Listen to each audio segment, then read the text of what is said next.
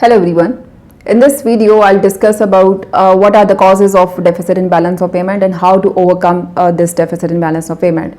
First of all, deficit I've already discussed in my previous video is when imports are greater than exports, which means when debit side is greater than credit side, then that means there is a deficit in balance of payment. Now, there can be many reasons due to which we face this deficit in balance of payment. That can be demand side reasons or the supply side reasons for the country. First can be under demand side, higher exchange rate. If exchange rate in terms of other currencies, price of your currency in terms of other currencies that is higher, it means your exports would be expensive. Then obviously countries looking for competitive goods, they would not buy your goods. Secondly, there might be boom in domestic market. We might be facing higher demand within the country due to which we have to import a lot of basic goods as well. That's where there is deficit in the balance of payment. There might be increase in demand for technology. Maybe businesses are importing technology to invest into new projects to update their technology or their machinery. That's why there is more demand for the time being. Then there might be slump in global market. It happens that sometimes there is overall slump in different in the global economy, and due to which most of the countries they have to demand less for the imported goods, and due to that we have to also face a deficit in balance of payment because there will be less demand for our exports. Lastly, there might be a recession in the countries those trade with us, and due to that we have to face deficit in balance of payment. So these are different demand side reasons which cause deficit in balance of payment. Then we have some supply side reasons. Those can also cause deficit in balance of payment. There might be lower productivity of our workers because they might be not trained, due to which their productivity is less, and then businesses have to face higher cost and they charge higher prices. There might be a lower investment into different industries by the businesses. Investment in the sense that there will be less investment in the latest technology, due to which there will be high cost of production and your exports might be expensive. There might be inflation in our country, due to which our products are expensive, and international market people will demand less for our exports.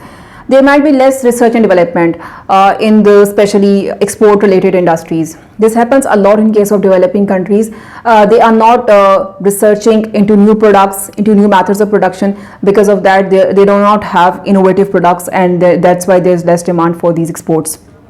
Lastly, there might be higher per unit cost, which means the businesses, when they produce, the cost of one unit is quite high, and of course then they have to charge higher prices, and the exports will be less competitive in the international market. Now these are different causes which lead to the deficit in balance of payment. Now we will discuss the policies that can be used, that can be adopted by the countries to overcome this deficit in balance of payment.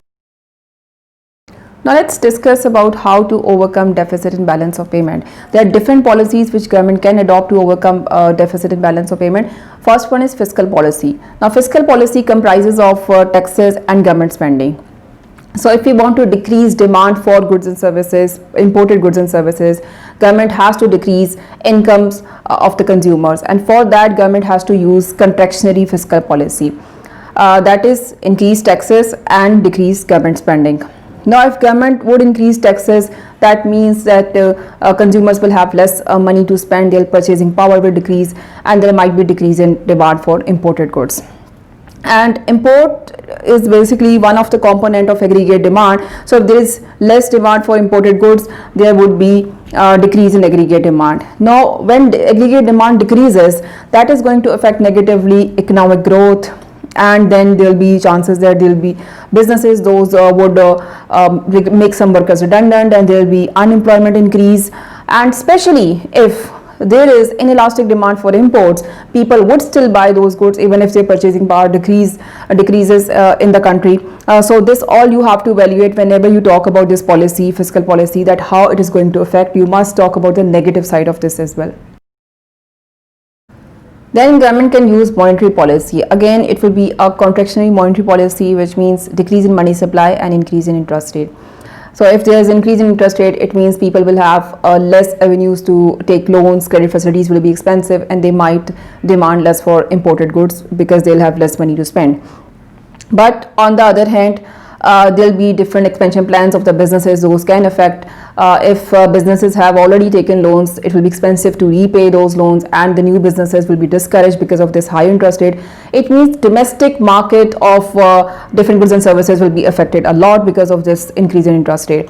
On the other hand, demand for domestic goods can be decreased as well, because sometimes people take loans to buy domestically produced goods and services. Those are expensive, so their demand will be affected. Probably those businesses might shrink, and then there will be increase in unemployment. So this is the negative side of this policy if government adopts this.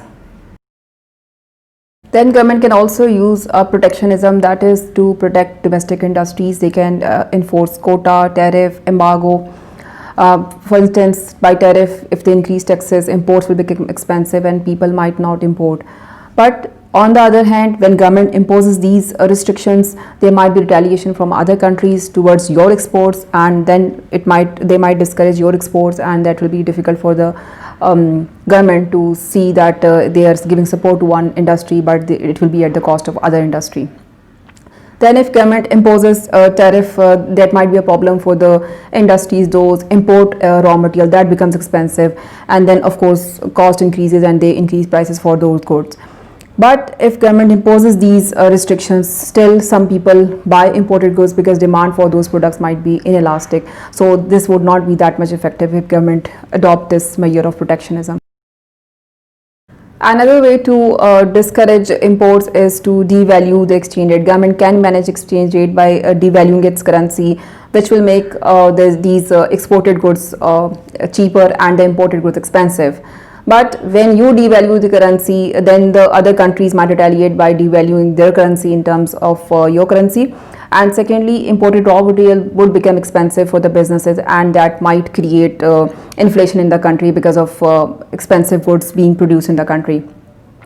But if exported goods are not being demanded just because of the lower prices, they might not have good quality, they might not have innovative designs, then this problem would not be resolved even by devaluing the currency. Secondly, you can also give reference to the J curve. Whenever there is devaluation of the currency, then in the short run, it will further deteriorate your balance of payment deficit, but in the long run, it will improve. So you can always give reference to these points to evaluate your point. Supply side policies can also be used to improve this deficit and balance of payment. This will improve the supply side of the country, which means it will improve the exports side of the production of exports of the said specific country.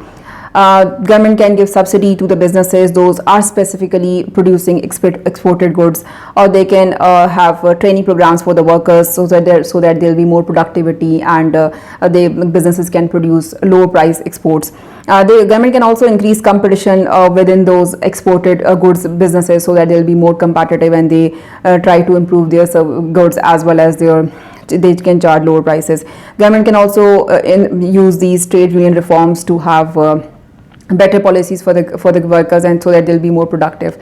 Now, if these policies are used, probably there'll be cheaper exports from the country, and there'll be more demand in the international market. But on the other hand, when government is investing money into these things, then definitely there is an opportunity cost involved. Government has to incur a lot of cost for these purposes, and some other projects will be compromised.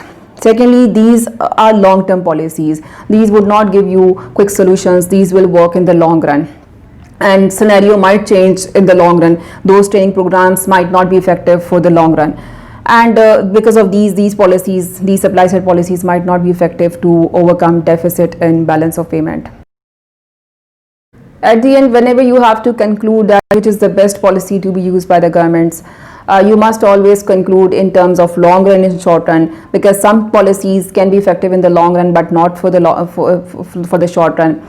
On the other hand, sometimes there is a trade-off. If government is trying to achieve to overcome this deficit in balance of payment, but it might be at the cost of higher unemployment. So government has to see this, that what is the opportunity cost they have to face when they adopt any policy.